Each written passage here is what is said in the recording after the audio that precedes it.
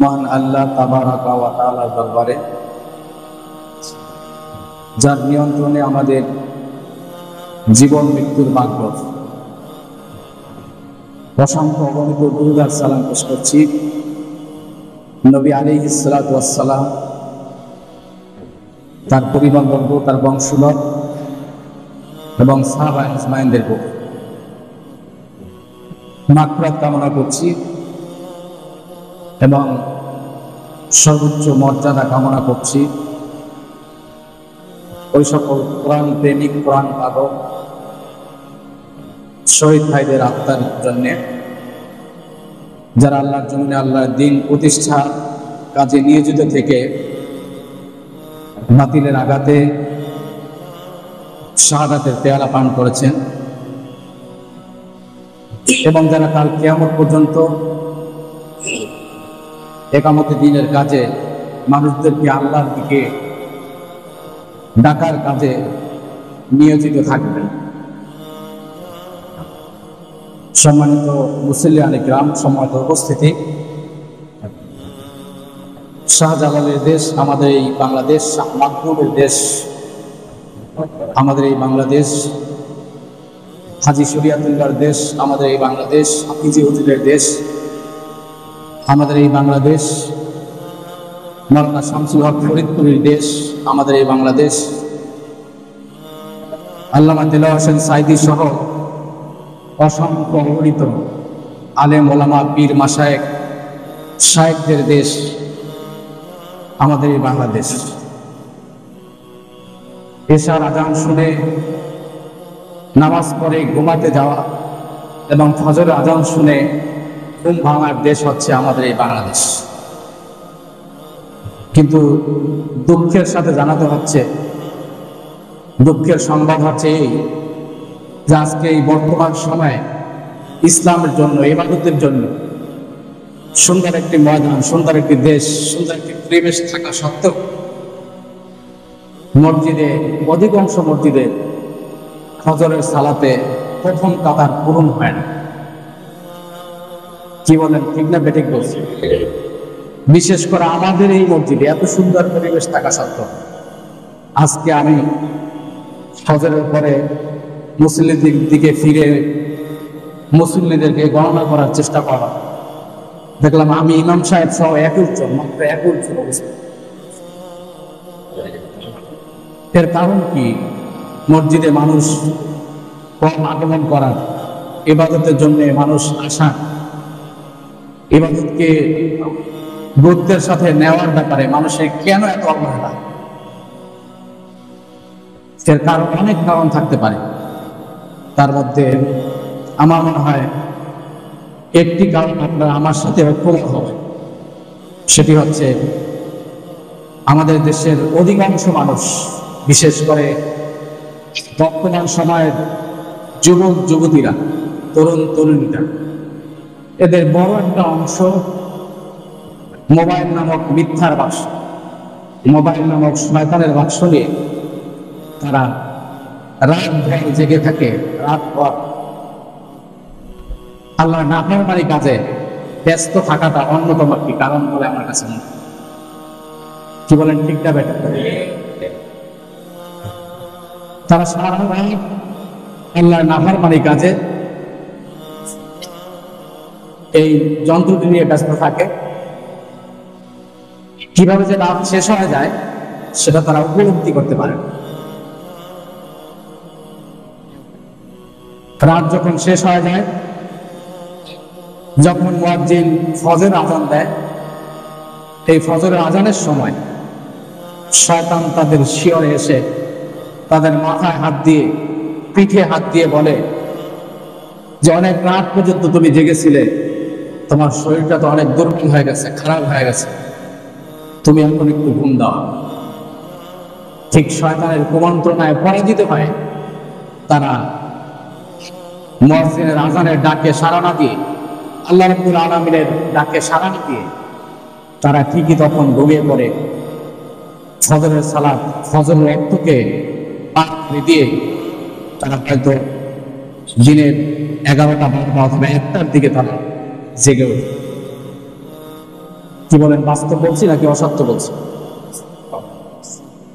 অথচ আল্লাহ রাব্বুল আলামিন ফজরের সালাতের গুরুত্ব সম্পর্কে, ফজরের সময়ের গুরুত্ব সম্পর্কে আল্লাহ রাব্বুল আলামিন পবিত্র কোরআনে ঘোষণা করেন, আকিমিস সালাতা লিদুলুকিশ শামসি ইলা ওয়াসাতিল লাইলি ওয়া কুরআনাল ফাজর ইন্না কুরআনাল ফাজরি কানা মাশহুদা।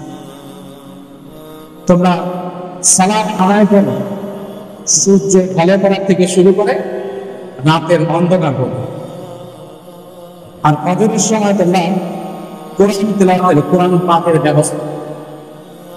কারণ ফজরের সময়টা হচ্ছে ফেরেশতাদের আগমনের সময়। এটা হচ্ছে আল্লাহ রাব্বুল আলামিনের ঘোষণা। অথচ আমরা সেই ফজরের টাইমে, ফজরের সময় আল্লাহ রাসূলের সেই দোয়া যে রব্বুল আলামিন প্রভাতের রহমত, প্রভাতের বরকত, ফজরের সময়ের বরকত তুমি আমার উম্মতদেরকে দান করো, আল্লাহ রাসূল সাল্লাল্লাহু আলাইহি ওয়াসাল্লামের দোয়া, আল্লাহ রাসূল সাল্লাল্লাহু আলাইহি ওয়াসাল্লামের সেই আশীর্বাদ থেকে অনেক মানুষই বঞ্চিত থাকে। আমাদের উচিত ফজরের সময় আল্লাহর রহমত, বরকত এবং রাসূল কারীম সাল্লাল্লাহু আলাইহি ওয়াসাল্লামের সেই দোয়া, আশীর্বাদ আমাদেরকে নেওয়া উচিত। তো যাই হোক, সম্মানিত মুসলিয়ান কিরাম, সম্মানিত উপস্থিতি, আয়াতের ব্যাখ্যা করতে গিয়ে বিশ্বের অন্যতম তাফসীর গ্রন্থ তাফসীরে তাফহিমুল কোরআনের লেখক তিনি বলেছেন যে দুলুকিশ শামস, আকিমিস সালাতা লিদুলুকিশ শামস, এই দুলুকিশ শামস দ্বারা সূর্য ঢলে পড়াকে বোঝানো হচ্ছে। কোন কোন তাফসীরকারগণ, সাহাবায়ে কেরাম, তাবেঈন এটাকে সূর্যাস্ত বলেছেন। তবে অধিকাংশ তাফসীরকারগণ বলেছেন যে এটা দুপুরের পরে সূর্য ঢলে পড়া, অর্থাৎ যোহরের আউয়াল থেকে বোঝানো হয়েছে। আমাদের ফরজ সালাতটা শুরু হয় সূর্য ঢলে পড়ার পর, অথবা আয়াতে তাই বোঝানো হয়েছে।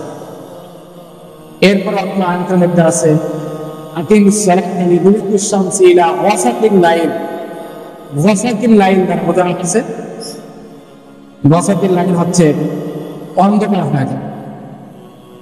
কেউ কেউ এটার অর্থ করেছেন অন্ধকার হয়ে যাওয়া অথবা মধ্যরাত। আবার কেউ কেউ এটার অর্থ করেছেন এশার সালাতের শেষ সময়, এশার সালাতের শেষ সময়। তার মানে আমাদের ফরজ সালাতটা শুরু হয় সূর্য ঢলে পড়া থেকে শুরু করে ফজরের পর্যন্ত। আর ফজর শব্দের অর্থ হচ্ছে কি? উদয় হওয়া, প্রভাত হওয়া, ভোর হওয়া, সকাল হয়ে যায়। তার মানে আমাদের ফরজ ইবাদতটা শুরু হয় সূর্য ঢলে পড়া থেকে শুরু করে ফজর পর্যন্ত। অথবা আয়াতের মধ্যে কোরআন তিলাওয়াতের কথা বলা হয়েছে। কি বলেন, বলা হয়েছে না? আকিমিস সালাতা লিদুলুকিশ শামসি ইলা ওয়াসাতিল লাইলি ওয়া কুরআনাল ফাজরি ইন্না কুরআনাল ফাজরি কানা মাশহুদা। তোমরা সূর্য ঢলা পড়া থেকে শুরু করে রাতের অন্ধকার পর্যন্ত নামাজ পড়ো আর সেখানে কোরআন তিলাওয়াতের ব্যবস্থা করো। তো কোরআন তিলাওয়াতের কথা এখানে বলা হয়েছে। তো মূলত কোরআন তিলাওয়াত এখানে আসলে নামাজ পড়ার কথা বলা হয়েছে। কারণ কোরআনের অধিকাংশ জায়গায় নামাজের প্রতিশব্দ হিসাবে কোরআন তিলাওয়াতকে বোঝানো হয়েছে। কারণ কোরআন তিলাওয়াত হচ্ছে নামাজের এমন একটা পাঠ, এমন একটা অংশ যেটাকে বাদ দিলে নামাজের আর কিছু থাকে না, নামাজ অসম্পূর্ণ থেকে যায়। এজন্য আমরা যারা আল্লাহ রাব্বুল আলামিনের মুমিন বান্দা, ঈমানদার বান্দা দাবি করি, আমাদের উচিত ফজরের সময় ফজরের সালাতে উপস্থিত হওয়া এবং তারপরে কম হলেও কোরআন তিলাওয়াতকে জারি রাখা, চালু রাখা। সেটা 1 পৃষ্ঠা হোক, আধা পৃষ্ঠা হোক, 5টা, এটা আমাদের কন্টিনিউ করা উচিত। যদি আমরা এটা করতে পারি তাহলে আল্লাহ রাব্বুল আলামিনের ঘোষিত যতগুলো নির্দেশ রয়েছে এই নির্দেশের মধ্যে অন্যতম একটি নির্দেশ আমরা পালন করা। আর ফজরের সময় কোরআন তিলাওয়াত করা, অথবা ফজরের সালাতে উপস্থিত হওয়ার ব্যাপারে আমরা আরো বেশি গুরুত্ব দিতে পারবো একটি বিখ্যাত হাদিস শোনার মাধ্যমে। আর সেই হাদিসটি বর্ণনা করেছেন বিশ্ববিখ্যাত হাদিস গ্রন্থ রাবি আল্লাহ রাসূল সাল্লাল্লাহু আলাইহি ওয়াসাল্লামের বিশ্বস্ত সাহাবী, যিনি সবচেয়ে বেশি হাদিস বর্ণনা করেছেন। হাদিসের কথা বললেই যার নাম প্রথমেই চলে আসে সে আবু হুরায়রা রাদিয়াল্লাহু তাআলা আনহু থেকে একটি হাদিসে বলা হয়েছে। হযরত আবু হুরায়রা রাদিয়াল্লাহু তাআলা আনহু বর্ণনা করেন যে রাসূল কারীম সাল্লাল্লাহু আলাইহি ওয়াসাল্লাম বলেছেন, ফজরের সময়টা হচ্ছে দুই গ্রুপ ফেরেশতাদের আগমনের সময়। দুইটা গ্রুপ ফেরেশতা আমাদেরকে দেখার জন্য, আমাদের আমলনামা লেখার জন্য চলে আসে। আজকে আমাদের এই গাজীপুরে, বিশেষ করে এই অঞ্চলের মধ্যে অনেক ফ্যাক্টরি আছে, অনেক মিল ইন্ডাস্ট্রিজ আছে। আমরা এর মাধ্যমে বুঝতে পারি যে শিফটিং ডিউটিটা কি। তিনটি শিফটে শ্রমিকরা, কর্মকর্তারা দায়িত্ব পালন করে থাকে। কি বলেন, করেন না? ঠিক তেমনি ভাবে আল্লাহ রাব্বুল আলামিনের ফেরেশতারা তারা শিফটিং আল্লাহ রাব্বুল আলামিনের দায়িত্ব পালন করার জন্য আসে। হযরত আবু হুরায়রা রাদিয়াল্লাহু তাআলা আনহু থেকে বর্ণিত এই হাদিসের মাধ্যমে জানা যায় যে একদল ফেরেশতারা তারা আসরের সময় আসেন, ফজরের সময় চলে যান। আবার আরেক দল ফেরেশতারা ফজরের সময় আসেন, আসরের সময় তারা চলে যান আমাদের আমলনামা নিয়ে যাওয়ার জন্য। এটা বিশ্ববিখ্যাত সাহাবী হযরত আবু হুরায়রা রাদিয়াল্লাহু তাআলা আনহু হাদিসের মাধ্যমে বলেন। এজন্য যখন আসর থেকে যে ফেরেশতারা আসেন তারা যখন অবস্থান করেন ফজর পর্যন্ত, এই ফেরেশতারা যখন আল্লাহ রাব্বুল আলামিনের দরবারে চলে যান, আল্লাহ রাব্বুল আলামিন জিজ্ঞেস করেন, হে ফেরেশতা, তোমরা আমার বান্দাদেরকে কি অবস্থায় দেখে এসেছো? তখন এই ফেরেশতারা আল্লাহ রাব্বুল আলামিনের দরবারে সাক্ষ্য দেয়, রাব্বুল আলামিন, আপনার বান্দাদেরকে আমরা যখন আসরের সময় গিয়েছি তখনও তাদেরকে নামাজের মধ্যে পেয়েছি, ইবাদতের মধ্যে পেয়েছি। আর যখন আমরা আসলাম আমাদের ডিউটি পালন করে, যখন আমরা আমল করে আসলাম তখনও তাদেরকে নামাজরত অবস্থায় পেয়েছি।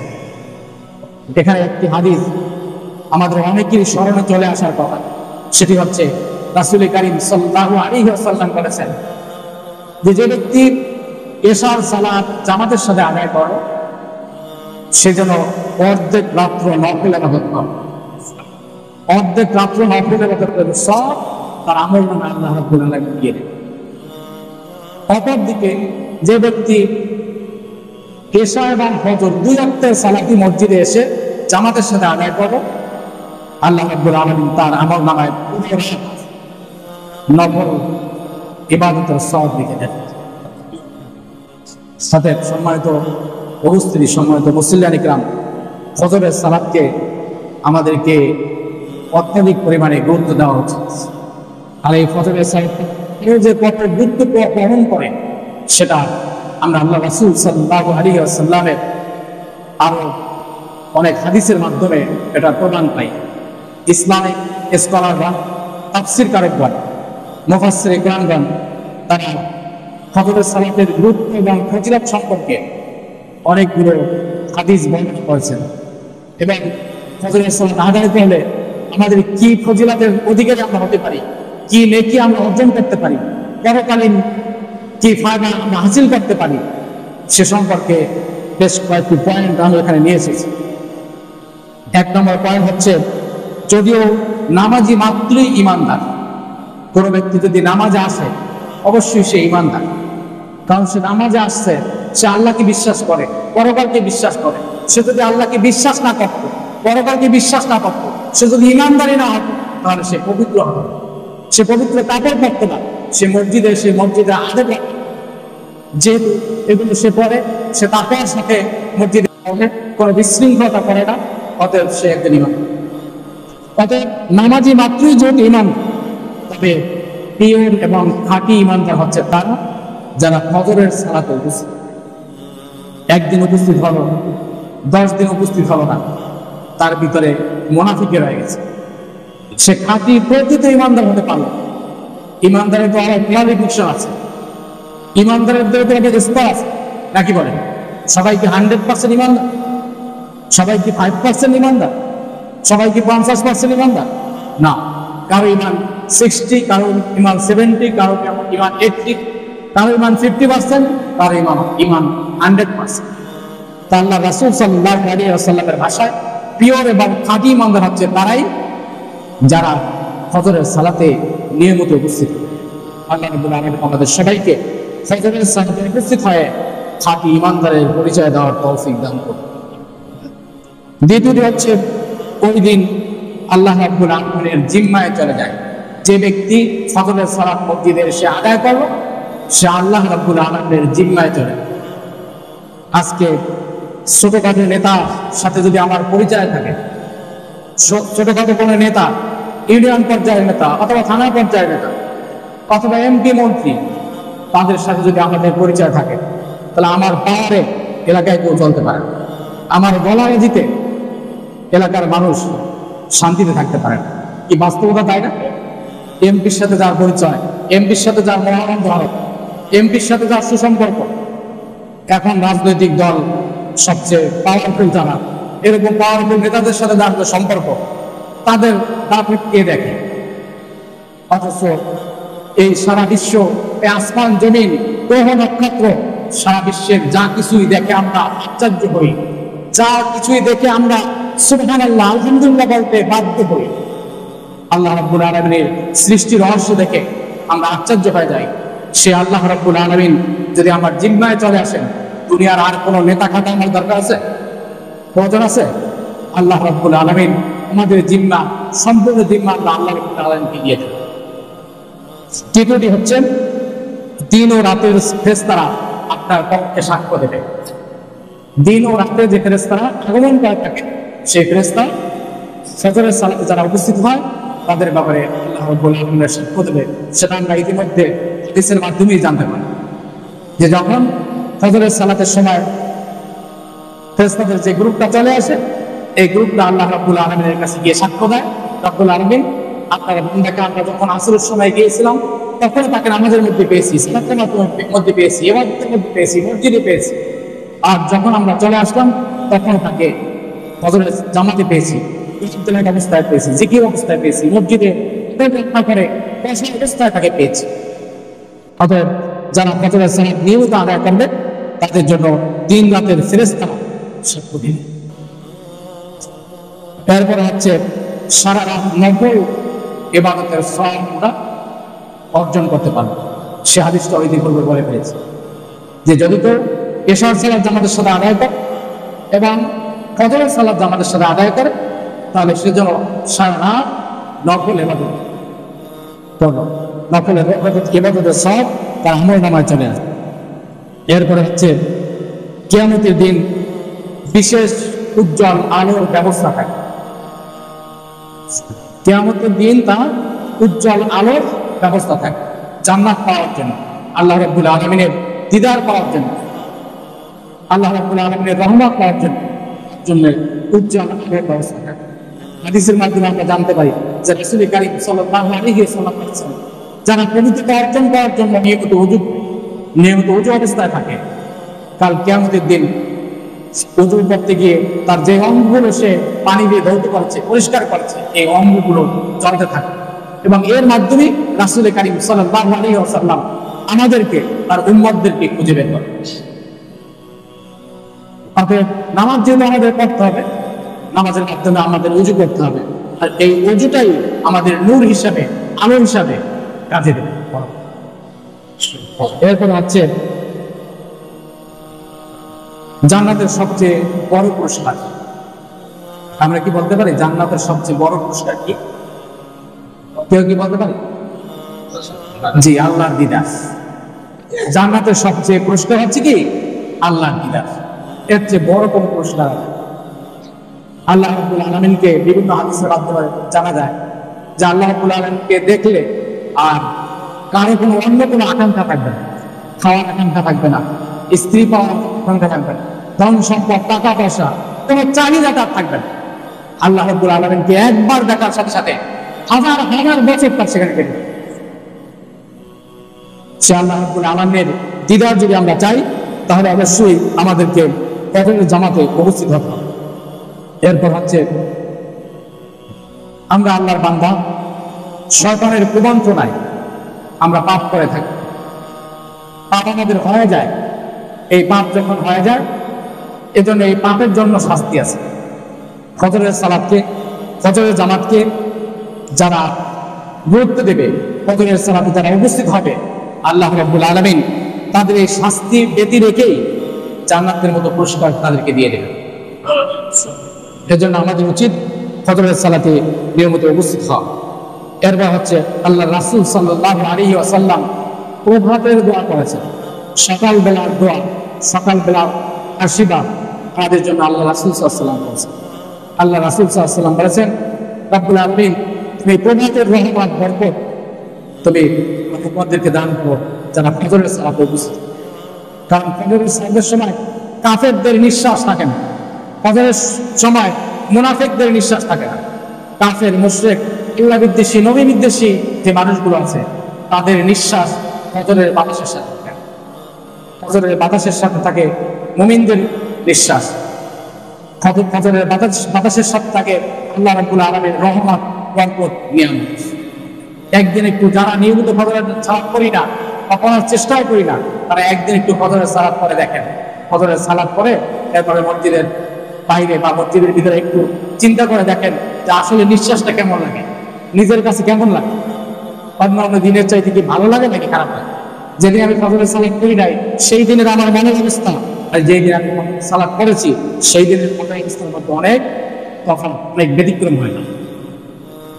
এরপর হচ্ছে দুনিয়া ও তার মধ্যবর্তী যত সম্পদ আছে, আল্লাহ রাব্বুল আলামিনের সম্পদ, নিয়ামত, দুনিয়ার মধ্যে এবং দুনিয়ার বাইরে, আকাশ জগতে যা কিছু আল্লাহ রাব্বুল আলামিনের নিয়ামত সম্পদ রয়েছে, এই সকল নিয়ামত সম্পদের চাইতেও সবচেয়ে বেশি মান, মর্যাদা এবং সবচেয়ে বেশি মূল্য হচ্ছে ফজরের সালাতের দেয় উপস্থিত হওয়া। ফজরের সালাতে যদি আমরা উপস্থিত হতে পারি, তাহলে সেটা ওই দুনিয়ার সকল সম্পদের চাইতেও বেশি মূল্যবান একটি নিয়ামত, মূল্যবান একটি নেকি আমরা অর্জন করতে পারলাম। 10 নম্বর হচ্ছে যেটা একটু আগে বললাম, যে ফজরের সালাত একদিন পরে দেখেন, সেই দিনের মনের প্রশান্তি, সেই দিনের নিজের মনের অবস্থাটা কি হবে সেটা আমরা উপলব্ধি করতে পারবো যদি আমরা সালাতটা জামাতের সাথে দেই। এজন্য রাসূল কারীম সাল্লাল্লাহু আলাইহি ওয়াসাল্লাম বলেছেন যে ফজরের সালাতে উপস্থিত হলে মানসিক শান্তি, মানসিক প্রশান্তি অনেক বেশি ওই ব্যক্তির উপরে ভর করবে, আল্লাহ রহমত চলে আসবে। কারণ আল্লাহ রাসূল সাল্লাল্লাহু আলাইহি ওয়াসাল্লামের একটা হাদিস আছে এরকম, যে বনি আদম যখন ঘুমিয়ে যায়, মানুষ যখন ঘুমিয়ে যায়, ঘুমিয়ে গেলে শয়তান তার কপালে 3টি গিট দেয়। শয়তান তার কপালে কয়টি গিট দেয়? 3টি গিট দেয়। এই 3টি গিট 3টি আমলের মাধ্যমে করে যায়। 3টি আমলের মাধ্যমে 3টি গিট যখন করে যায়, তখন ওই ব্যক্তির উপর আল্লাহর রহমত চলে আসে এবং সে মানসিক প্রশান্তি অনুভব করে। আর সেই 3টি গিট হচ্ছে কি?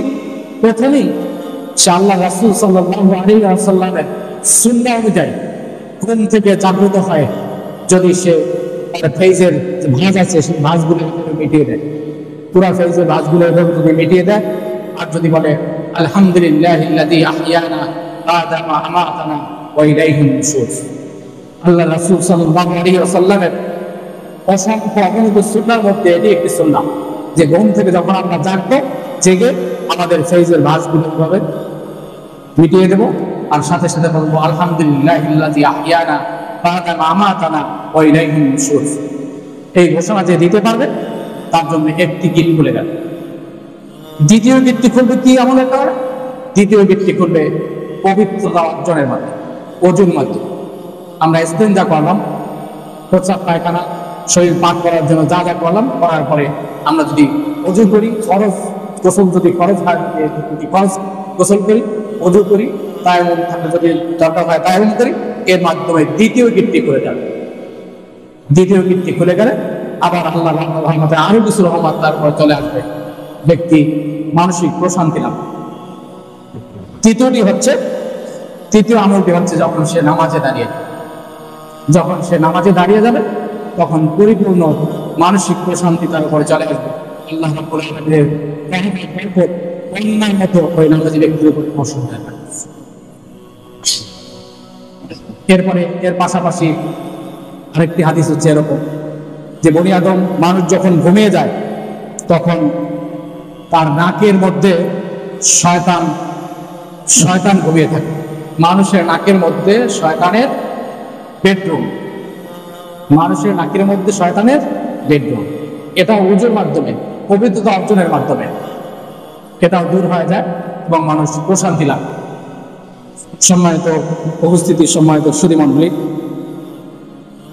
সম্মানিত মুসলিয়ান ইকরাম, প্রসঙ্গক্রমে আমি এতক্ষণ ফজরের সালাতের গুরুত্ব, ফজিলত এবং ফজরের সালাতের মেয়েদের উপস্থিত হওয়ার ব্যাপারে কথা বললাম।